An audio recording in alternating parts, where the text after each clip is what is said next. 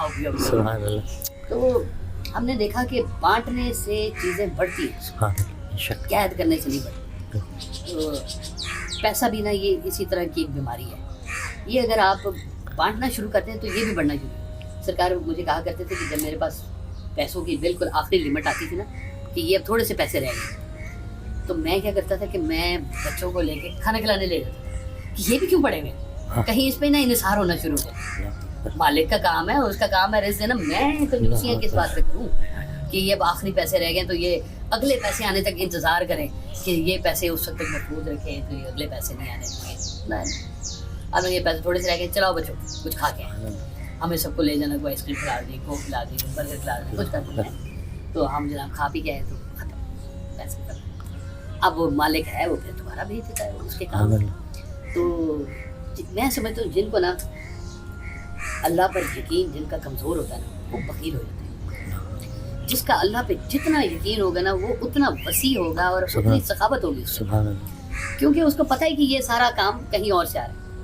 हज़रत मूसा अलैहिस्सलाम के दौर का वाक़या है कि एक शख्स ने हज़रत मूसा अलैहिस्सलाम से कहा कि मैं बहुत गरीब हूँ, 2 वक्त की रोटी मुयस्सर नहीं मुझे, पेट भर के खाना खाए एक मुद्दत हो गई मुझे।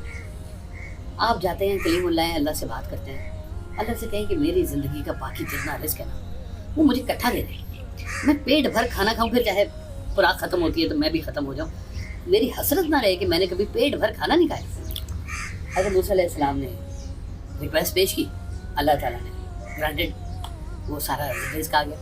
अब रिस्क का मतलब तो ये है कि रिस्क आ गया तो रिस्क अब जब ख़त्म होगा तो कहानी ख़त्म हो जाएगी, क्योंकि अब है कुछ नहीं, तो रिस्क ख़त्म तो कहानी भी ख़त्म आपकी। तो साल बाद कहीं हज़रत मूसा उधर से गुजरे तो वो बंदा जगह बना दे रहा और उसके घर के बाहर लोग बैठे हुए हैं और खाने खा रहे हैं और अजीब सा एक मेला सा लगा हुआ है। तो उन्होंने कहा कि ये क्या बात है, उन्होंने पूछा कि भाई तुम्हारा रिस्क तो सारा आ गया था। उसने कहा जी बिल्कुल आ गया। तो उन्होंने कहा ये अगर तुम्हारा सारा रिस्क आ गया था तो ये क्या है? तो उन्होंने कहा जी मुझे नहीं पता, खाना आ गया था बहुत सारा, मैंने पेट भर के खाना खाया, अब जो खाना बाकी बच गया था तो मैंने कहा इसका मैं क्या करूँ, तो मैंने इधर उधर के लोगों को बुला लिया, को बुला लिया, सबको कि आओ भाई खाना बचा है आप खाओ मेरे साथ। कहते मैं उनको खिलाता गया हूँ और मेरा रिस्क बढ़ना शुरू हो गया, मैं खिलाता जा रहा हूँ, वो रिस्क मेरा बढ़ता जा रहा है। तो रिस्क की कहानी तो सारी है ही लोगों के शेयर करने में, खिलाने में।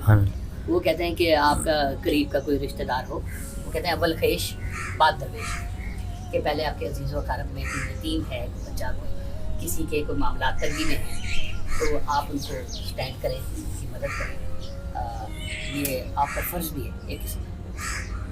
ये जो है ना जी बड़े सियाने हैं, ये जो यहूदी होते हैं ना, बड़े काइयाँ हैं, इनके हर फैमिली का एक ट्रस्ट बना होता है, हर फैमिली का, और उस फैमिली के ट्रस्ट में वो पैसे डालते रहते हैं। अब ज़ाहिर है कई उसमें भी अमीर होंगे, कई गरीब होंगे, लेकिन वो जो गरीब होते हैं ना वो दूसरे ट्रस्ट वाला उस ट्रस्ट को सपोर्ट करता है और वो सारे इकट्ठे होते हैं। इस तरह से कराची में है, मेमन फैमिली है, इस्माइली है, ये लोग अपने लोगों को कभी तनहा नहीं छोड़ते, उनको आगे बढ़ के सपोर्ट करते हैं। उनको मतलब किसी के पास पैसे नहीं है तो उसको कारोबार सेट करके देंगे कि मियाँ कारोबार करो, ये लोग पकड़ो पैसे सेट करो, मामला तो भी आ गया। तो यहाँ तो हम देखते हैं कि जनाब लोग लोगों की जड़ें काटने पे लगे कि भाई ये कैसे कैंचियाँ चला रहे हैं, तलवारें चला रहे हैं, कैंचियाँ छोटी की अल्लाह ताला ने जिसको खुला मिसाल दिया है, उसके ज़हन की वसअत होती है, उसके दिल की वसअत होती है, उसके ख्याल की वसअत होती है, उसकी हर बात के अंदर ना आपको एक वसअत होता है। बड़ी कंजेशन वाले जो लोग हैं इसको बखील कहते हैं। मौला अली इस्लाम ने ना यहाँ तक कहा है कि मशवरा करना हो ना, कभी किसी बखील से मशवरा ना, अल्लाह अकबर, वो तुम्हें सखावत से रोक देगा। उसकी निशानी है वकील की कि वो आपको सखावत से रोक देगा। किसी बुज़दिल से मशवरा ना करो, वो तुम्हें शुजाअत से रोक देगा। अल्लाह अकबर, यानी कि मशवरा तक करना इनसे मना है कि जिसके अंदर बखीली आ जाए। मौला अली अलैहिस्सलाम का फरमान है बखील के बारे में कि मुझे अफसोस होता है उन लोगों पर कि जिन्होंने ज़िंदगी गरीबों की तरह गुजारी पर हिसाब अमीरों वाला देंगे।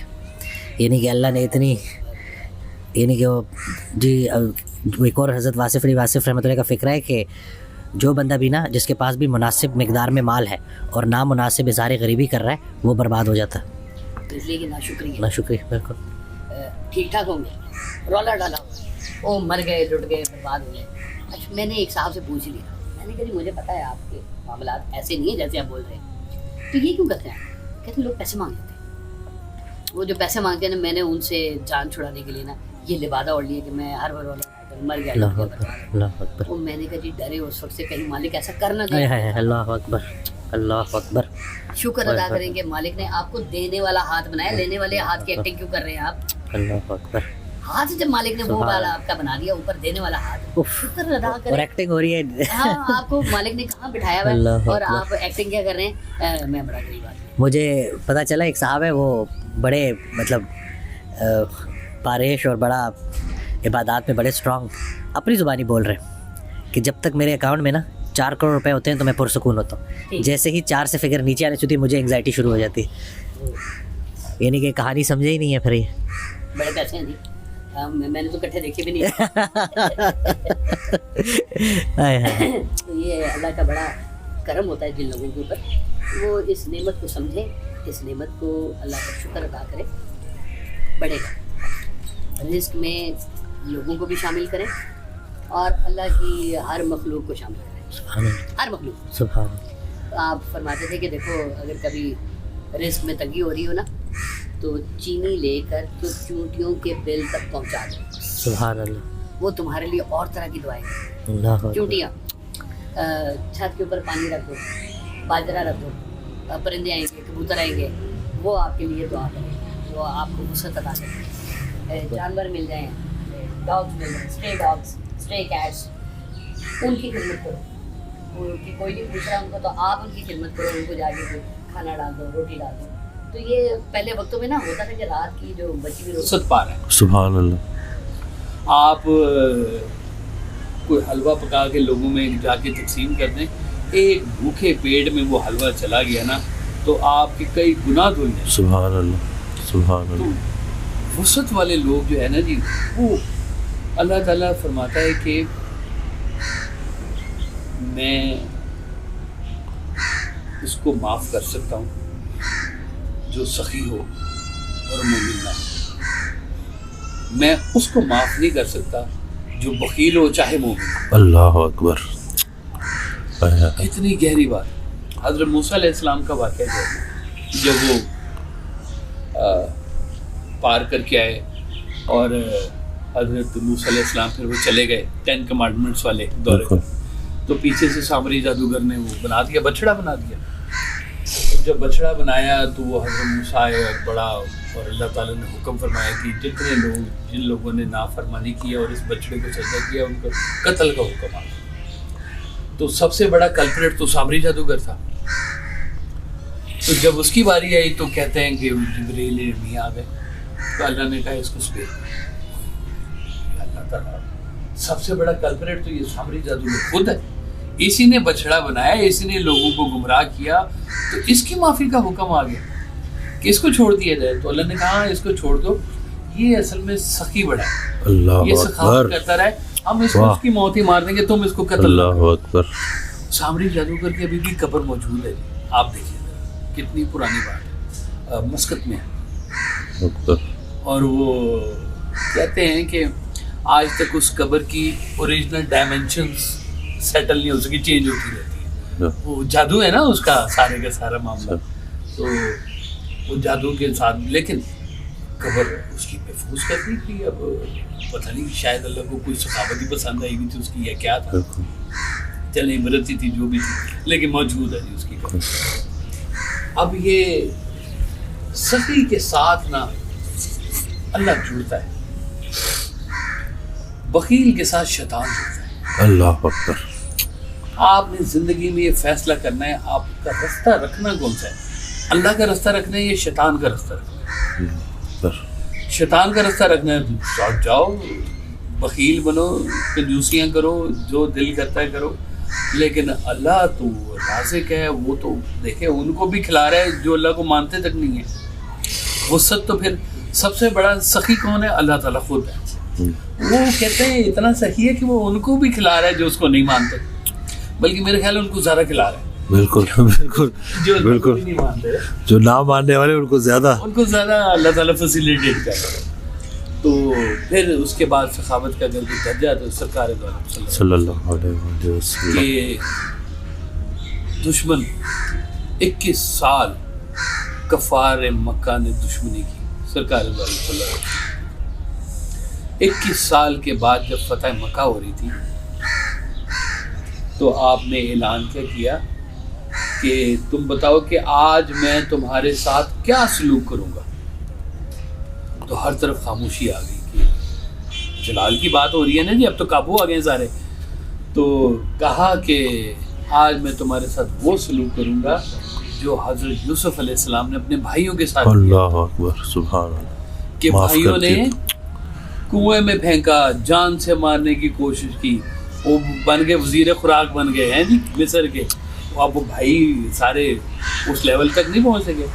تو بھائیوں نے معافی مانگی تو انہوں نے کہا آپ کے لیے معافی, آپ میرے بھائی ہیں. سبحان اللہ. تو سرکار دو عالم نے کہا کہ میں تمہارے ساتھ وہ سلوک کروں گا جو حضرت یوسف علیہ السلام نے اپنے بھائیوں کے ساتھ کیا تھا, آج تم سب کو معاف کرو. سبحان اللہ. یہ بہت بڑی سخاوت ہے سبحان اللہ.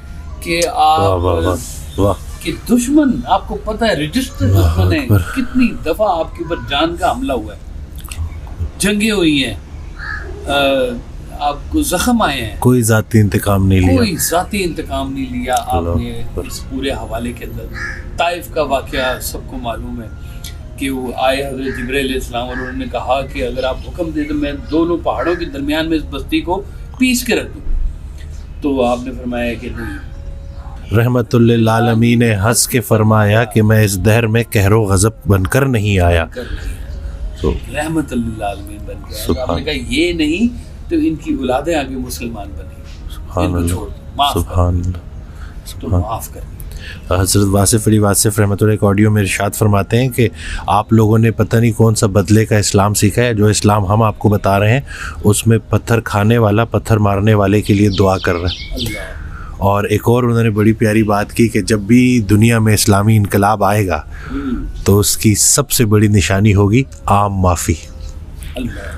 اب یہ دیکھ لیں کہ جب بھی کوئی دعویٰ کرتا ہے نا کہ یہ اسلامی انقلاب ہے اور اگر آیا تو اس کی ایک ہی نشانی بتا دی, پہلی نشانی کے سٹارٹنگ میں.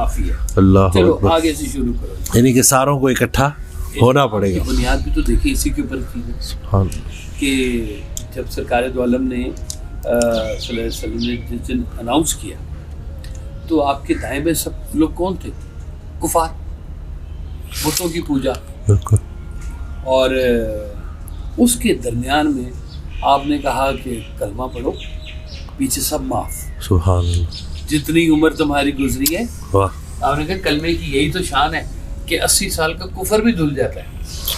تو معافی تو اللہ تعالیٰ کی طرف سے بہت بڑی سخاوت ہے. سبحان اللہ. سب سے بڑی. وہ کہتے ہیں کہ عمل کا نہیں ہے, فضل کی بات ہے ساری کی ساری. اللہ کے حضور ہوتے ہیں تو اللہ سے ہم فضل مانگتے ہیں. نمازوں میں اپنے لیے